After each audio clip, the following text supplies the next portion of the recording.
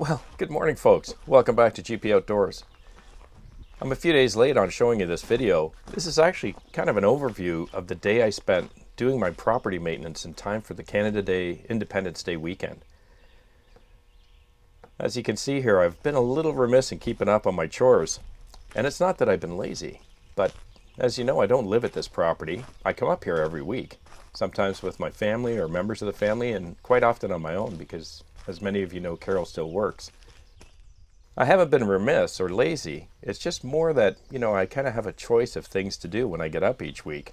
Each week you've kind of got your own list of chores or things you've got to get done on the property, but inevitably each week when I come up, usually on a day or an evening, I'll get a call from Guy or Husky Bob, and they're going to be off playing in the forest together and ask me if I want to join in.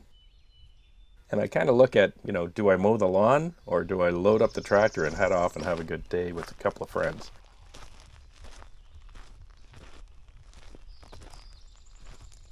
Well, you can see what's been winning over the last few months. But either way, as each week passes, Canada Day gets a little bit closer, and I know I cannot leave this property in such a mess before the family comes up. And especially as it pertains to all of those implements I have laying around the front of the property. Carol does not like turning the corner in her car and seeing all my implements hanging around by the front door. So we definitely had to get it done today. As you folks know, ticks, black flies, deer flies, and mosquitoes, they are at a high this time of year for us here in Central Ontario. So you need lots of bug spray, and you've got to repeat throughout the day. I start off the day with my FS56. It's my gas string trimmer. When I first got this property years ago, not knowing any better, I had a push mower and I had a battery operated string trimmer, which I'd bring from my house in the city. I very quickly realized that battery operated equipment, at least back then, 10, 11 years ago, is not the technology that these lithium batteries have today. It didn't work out so well, but I'm super happy I did my research and I found this string trimmer. Lots of power. And especially up in this area where you've got a number of different, whether it's grass or you've got weeds, they're pretty stocky. So you need something pretty powerful to get through some of that stuff. I think if I had the choice again when I was buying a cottage property, I would not have a property where I had a front lawn. I mean, I do enough mowing the lawn and trimming and property maintenance down in the city that the last thing you want to do when you get up there is have to cut and trim about 3/4 of an acre of grass. But I do it.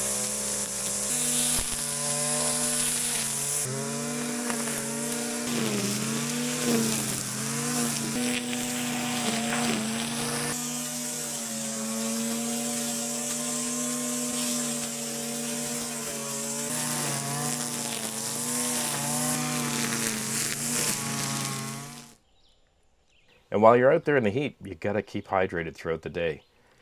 Exhaustion and fatigue will catch up on you really quickly. Gotta hydrate. I also learned a few years ago the hard way that if you're trimming the lawn and it's going to be about 3 hours of trimming, you don't want to do it all at once. Because trust me, after 3 hours of trimming, for some period of time after that, your arms and your wrists and your hands continue to vibrate. So I've just kind of learned through experience that I do it in sections. So I'll start trimming an area for a while, and when it's time, I take a break, I start doing something else, and then I go back to trimming. Then I'll take care of something else, like cleaning up the extension cord or some of the pieces of wood or any of the debris that I've got on the property. And then I go back to trimming again. You'll see me heading into the shed with some tools there. I have a pretty cool piece of equipment that I've actually been working with the manufacturer since last summer. It's a Canadian manufacturer and I'm pretty proud to be helping him out.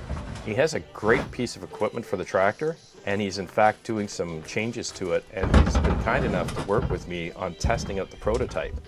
So right now I've got to send it back to him because he needs to make some further changes, and then he's going to ship it back out to me, and I'm going to continue working this summer with him. And I'm hoping that hopefully this year, before the end of the summer, you'll be able to see what it is. What you see here is my biannual activity, once in the spring and once in the fall. I call it the implement shuffle. The primary purpose of this is to get as much away from the front door of the house so that Carol's happy, but more importantly to move some of my winter stuff out of the way for the summer and bring out some of the main implements that I'm going to be using throughout the summer and get them into a position where I can easily access them. either myself or Guy if he needs to borrow them. For a number of years, so many of you told me I needed a set of pallet forks, and I didn't really think I did until I finally broke down and got them.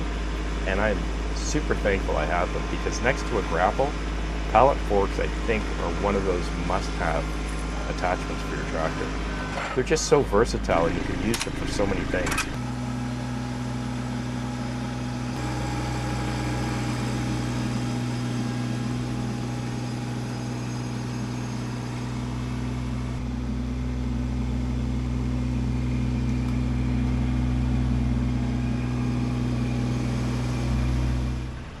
Tree straps. Remember I told you folks a few times, it's pretty handy having 3 or 4 straps laying around, especially a couple on the tractor. They are handy for so many different things, not just for the forest.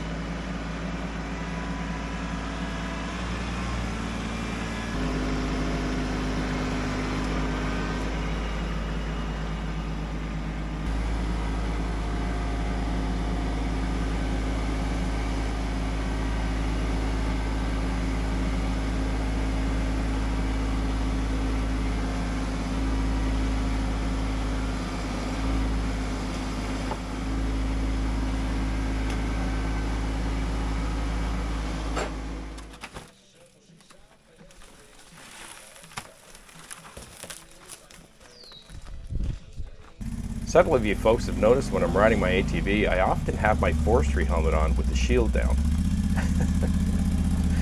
And it's not for safety's sake, because if I was being safe, I'd have my ATV helmet on. I wear it this time of year because of the high population of black flies, deer flies, and more importantly at this point in July, or end of June, July, dragonflies. It's one thing getting a black fly or a deer fly whacking you in the cheek or in the eye while you're driving along in the ATV, but dragonflies, they've got a little more mass and a little more weight to them. And you get one of those popping you in the eyeball, it's a little sore for a couple of days. Nothing you need to go to the hospital about, I don't think. But definitely you feel it. So I've just found driving around, if I'm not going down the roadway and I'm just in and around the property driving slowly, I'll often use the forestry helmet. Because it is by no means the appropriate helmet, but it helps out a lot, especially if I'm just going to be working in the forest. I take my time, I just putt around on that thing.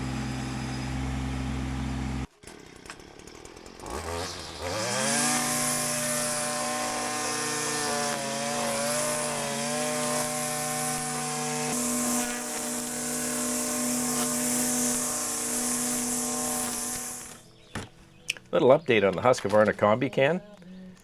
It's not dripping as much as it was at the beginning. It still does drip or tends to leak just out of the fattest part of that nozzle, and it's often not dripping onto the ground like it used to, but it still tends to leak into my glove still. So I'll continue to use it, as I said, but I'm still not too impressed with it. That little Oregon CS300, the battery operated limbing saw, so handy for some quick jobs or a quick couple of cuts. The top of your septic bed, it is super important to make sure that you clear out any plant growth on top of there, especially saplings or any type of tree or bush that has deep roots. I understand that's really bad for it. Tree straps, one more time. Told you, makes things super easy. It's quick to hook up, you don't have to worry about chains. Plus, when it comes to your implements, your attachments, you're not scratching up the powder coat on them with a set of chains. Just strap them on. I've got different size tree straps and different working load limits, but they're all great for strapping or wrapping around an implement, lifting up with the front end loader and moving it a little quicker than trying to hook up each one of them with a 3-point hitch.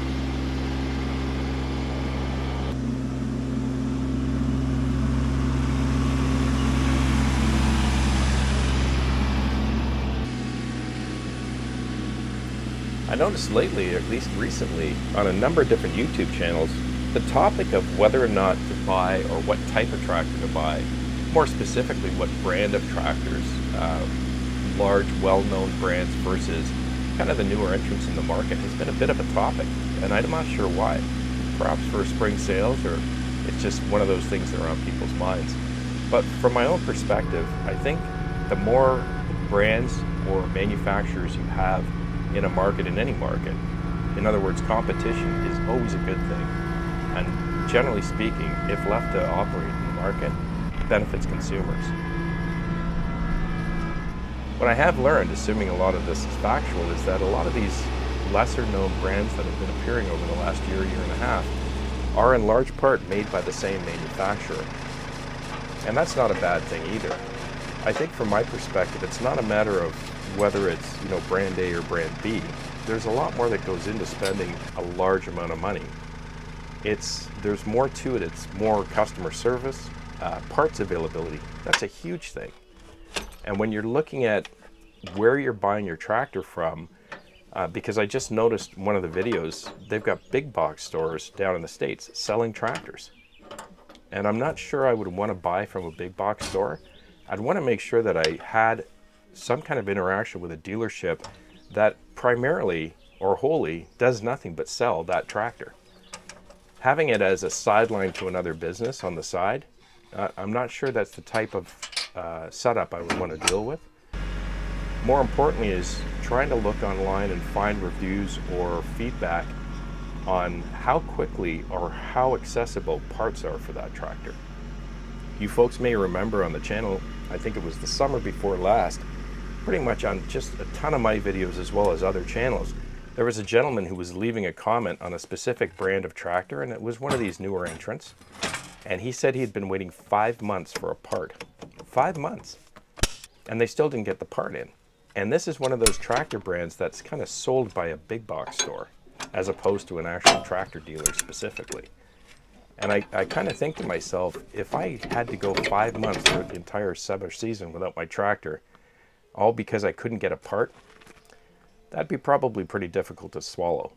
So from my perspective, whether it's, a green tractor, orange, it's red, it's blue, doesn't matter what color it is.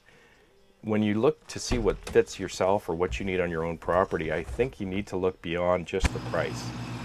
And I recognize that money matters, but at the same time, if you purchase something at a discount, but you don't have a dealer reasonably close by that can get you parts quickly and that has high quality service, customer service, as well as a good warranty, I think those are things you really have to consider, because that may be part of what you're paying with the more established brands of tractor.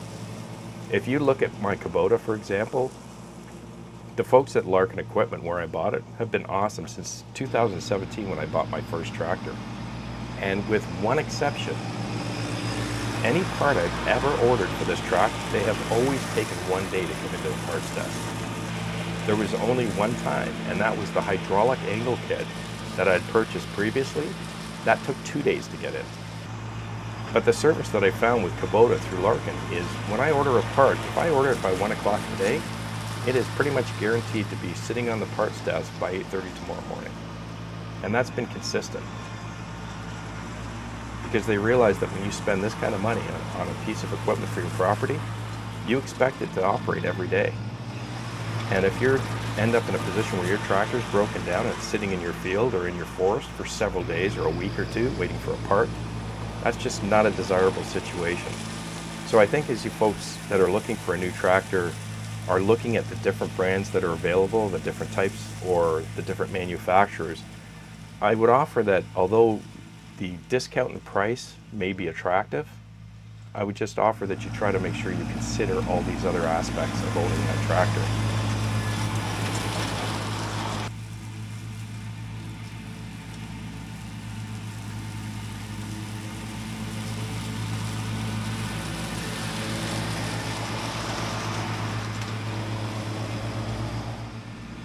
This FDR1660 finish mower for the rear 3-point, it's a good mower.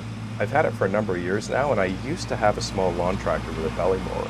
I far prefer this one, not only for the width, but its ability to cut backwards and the fact that it shoots all of your cut grass out the back as opposed to creating windrows out of a side chute. It works reasonably well. In fact, it's a pretty good mower overall. But like any mower, when you're into grass that looks more or resembles hay more than it does grass, because it's 16, 18, 20 inches high, it's not going to do a great cut. And here what I've done is I've raised it, because I've learned over the years that you don't want to cut short, one, before July, and two, when it's this high you need to raise it up a bit so it's not cutting as much. But you'll see this is certainly not what I'd consider a groomed finish today, but that's not the point, because I wasn't going to get one. If I wanted to spend the time to go back over the lawn again and drop it down another inch, I would get a much better finish.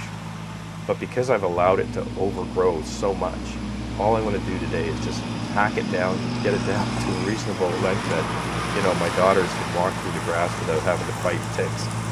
Because that's another concern when you allow your grass to grow that long, you're just creating a larger or a bigger environment for the ticks.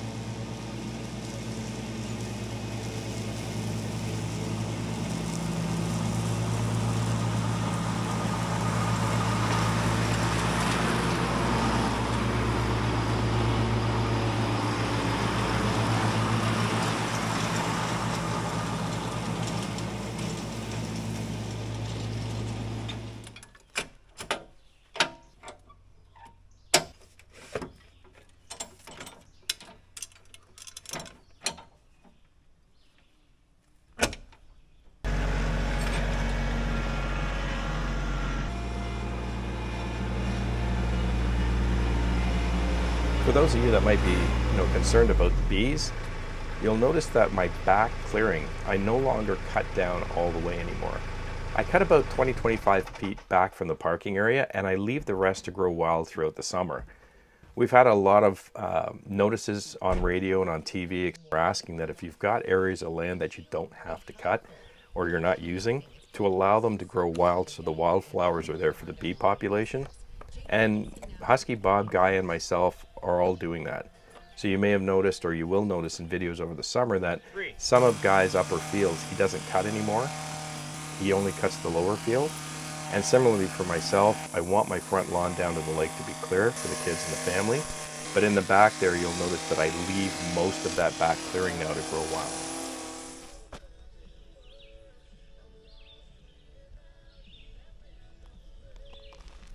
But hey, here's the finished product, my friends.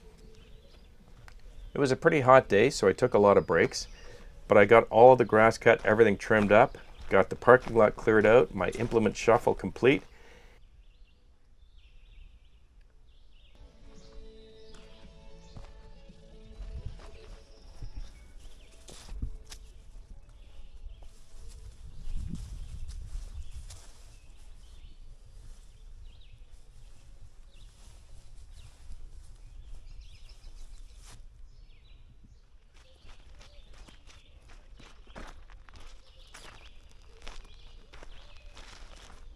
And the last thing on my agenda today is to change the battery on the jet ski. I had that jet ski for about 7 or 8 years now, so I think that was reasonably good life on the battery. But I've got a little rant here. Similar to my ATV, it's become painfully obvious that BRP tends to create or engineer or design their products to almost force you to have to bring it back to the dealer for service. And I'll give you 2 examples today. Number one, my ATV, we did our own oil change on that thing. It took hours to do it because in order to get access to the oil filter, you literally have to pull every cowling off the side of that machine, including the step, all of the inner cowlings or the baffles underneath both side wheels, the front fender, the rear fender, the side fenders, all of that has to be unbolted and taken off just to get access to it, which is just, in my view, unnecessary. The second thing on the ATV is the computer on the screen will come up and tell you when maintenance is required. And it streams right across the screen.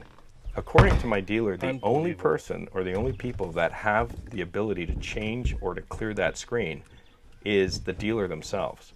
So until you actually take the ATV back to the dealer for something, you will see maintenance required streaming across the display on your ATV for the foreseeable future, which is exactly what still to this day happens to me. I've done the maintenance with my neighbor Guy. It's done. But I still, every time I start it, I get maintenance required streaming across that front LED screen. Similarly here with the jet ski, very frustrating. That tiny little opening in the side is barely big enough, as you can see, to get the battery out. And I'm struggling with it. I had to rip and pull and bend to get that thing out. And when I talked to the dealer, they said that depending on the model of jet ski, they literally have to unbolt the entire top of it and pull it all off in order to get access to change a battery. There was no way I was going to trailer this thing 2 hours away, leave it for a week or a week and a half, and then pick it up again just to have a battery changed. I had a tune-up done on it a year ago, and I won't tell you the total bill involved, but 2/3 of the bill was labor charges related to them pulling and unbolting the whole top of that jet ski and taking it off in order to get access to the engine to change the plugs and do an oil change. I'm not exaggerating. But hey, at the end of the day, kids are coming up for Canada Day weekend. I don't ride this thing much myself. It's more for my daughters. And now the battery's up and running. It's in good shape. I've got gas in it. Had the oil changed last year, so they should have a fun weekend. Thanks for sticking around today. I wanted to wish everybody in Canada a happy Canada Day, and for you wonderful folks in the US, happy Independence Day. Thanks for tuning in. Have a great weekend with your families. Please be kind to each other, and I'll see you again right here. I'm Gord Potter, and you've been watching GP Outdoors. Cheers.